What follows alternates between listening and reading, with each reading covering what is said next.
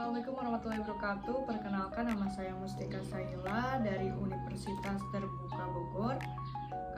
Kali ini saya akan mempraktekkan mengenai pertumbuhan dan perkembangan pada makhluk hidup.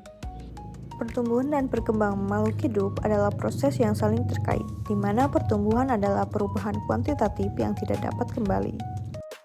Sedangkan perkembangan adalah perubahan kualitatif menuju kematangan fungsi organ. Pada kesempatan kali ini, saya akan mengamati mengenai pertumbuhan pada kacang hijau yang diletakkan di ruangan gelap dan di ruangan terang.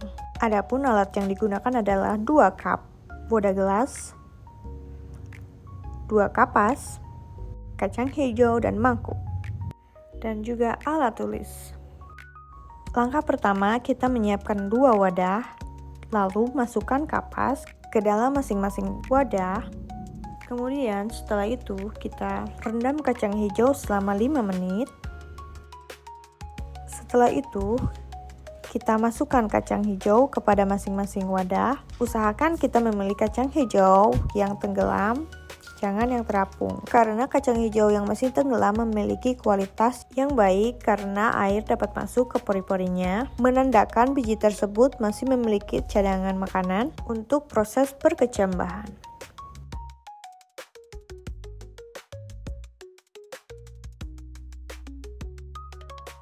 Pada pengamatan kali ini, saya menyimpan 1 sampel kacang hijau di tempat terang, kemudian 1 sampel lagi di tempat gelap.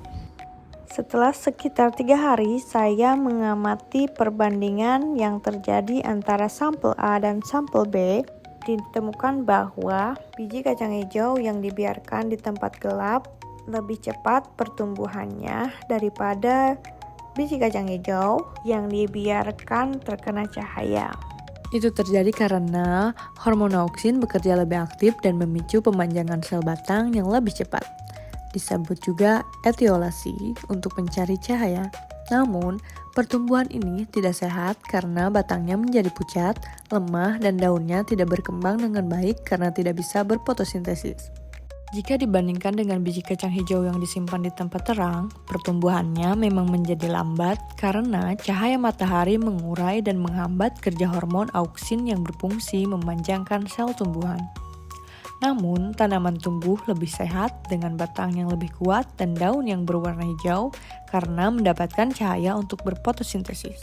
Dari penelitian yang telah kita lakukan, dapat disimpulkan bahwa pertumbuhan yang terjadi pada biji kacang hijau yang dibiarkan di tempat gelap lebih cepat pertumbuhannya dibandingkan dengan biji kacang hijau yang dibiarkan di tempat terang. Akan tetapi, secara kualitas kesehatan tumbuhan, biji kacang hijau yang disimpan di tempat terang lebih sehat, lebih kuat, dan hijau karena mendapatkan cahaya untuk berfotosintesis. Terima kasih telah menyimak video mengenai pertumbuhan dan perkembangan makhluk hidup.